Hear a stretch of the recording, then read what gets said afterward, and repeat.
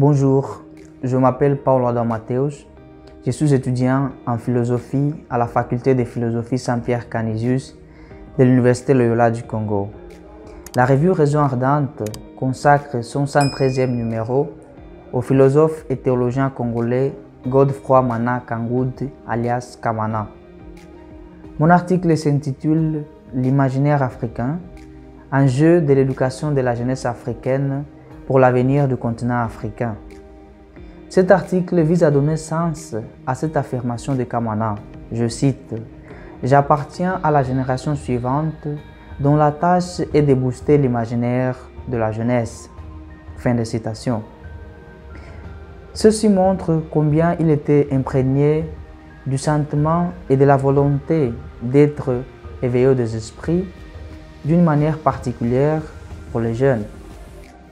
Notre réflexion est centrée sur 4 points. Premièrement, il s'agit de penser l'éducation de l'imaginaire africain. Penser l'éducation de l'imaginaire africain pour Kamana, c'est inciter à penser l'avenir de l'Afrique en termes de nouveauté et d'authenticité. Éduquer l'imaginaire de l'Africain de manière particulière la jeunesse signifie susciter en elle l'engagement dans les voies des intelligences nouvelles et de l'imagination féconde face aux enjeux de l'heure qui vont jusqu'à la transformation de ces derniers. Il s'agit d'éduquer les jeunes au pouvoir de pression, aux capacités d'indignation et de révolte constructive, ainsi qu'au pouvoir des responsabilités. Deuxièmement, nous mettons l'accent sur faire naître une nouvelle philosophie de l'existence dans les esprits des nouvelles générations.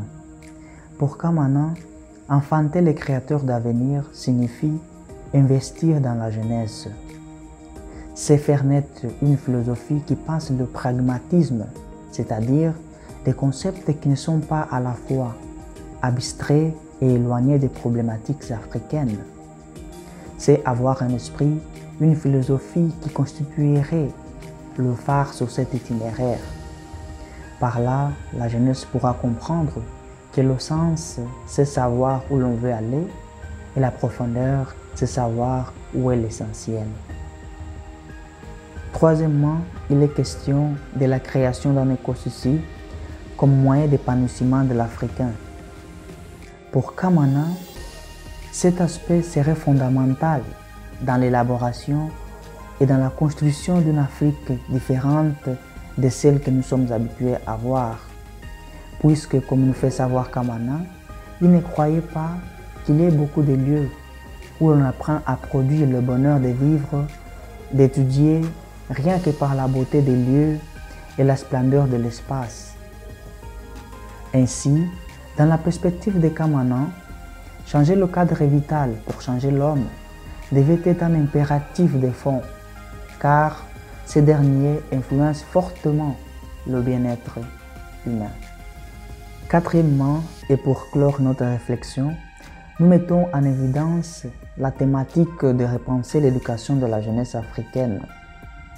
Afin de parvenir à une transformation efficace du système éducatif, il faut que l'éducation en Afrique soit d'une part pensée avec ses exigences d'ordre, de discipline et de rigueur, et d'autre part, que la clé de l'éducation de la jeunesse soit dans l'organisation et l'action pour une société heureuse.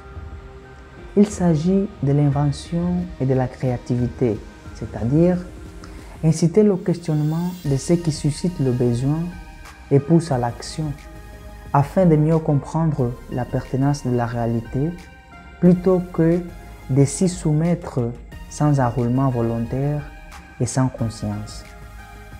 Voilà ce que nous présentons à partir de notre article.